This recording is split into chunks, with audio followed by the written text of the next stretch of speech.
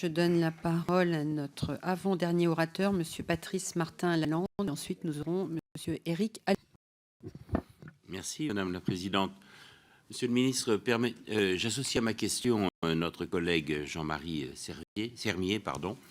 Permettez-moi de vous interroger, comme je l'ai fait auprès de tous les ministres de l'Agriculture depuis 2010, sur les moyens alloués à la lutte et à la recherche contre les maladies de la vigne et du bois qui touchent tous nos vignobles. Ainsi que l'ont rappelé nos collègues Jean-Marie Sermier et Catherine Quéré dans leur rapport d'information de juillet 2015, notre filière viticole est aujourd'hui directement et gravement menacée, comme l'est la place d'ailleurs de la France comme premier producteur mondial, en raison d'un manque à gagner pesant principalement sur les exportations de l'ordre d'1 milliard d'euros. Notre filière viticole, c'est, ne l'oublions pas, 550 000 emplois directs permanents, le plus souvent, naturellement, en zone rurale.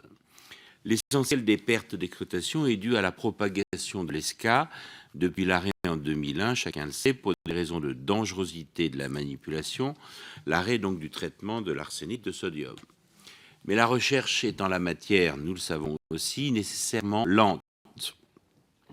Les rythmes opposés entre lenteur de la recherche viticole et la progression malheureusement très rapide des maladies doivent conduire à ne relâcher l'attention ni sur les moyens de la lutte, ni sur l'effort de recherche. Dans leur excellent rapport, donc Jean-Marie Sermier et Catherine Quéré proposent plusieurs choses. D'une part, de faciliter l'arrachage des vignes abandonnées, qui favorise aujourd'hui la propagation des maladies.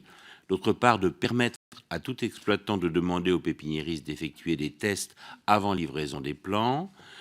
Il propose aussi de renforcer le rôle des groupements de défense contre les organismes nuisibles, d'encourager la recherche notamment par un aménagement du crédit d'impôt recherche et de réorganiser l'observation des maladies de la vigne pour le rendre plus efficace. L'observatoire dans les maladies de la vigne pour le rendre plus efficace. Monsieur le ministre, ma question est assez simple. Je veux y associer à nouveau mon collègue Jean-Marie Sermier.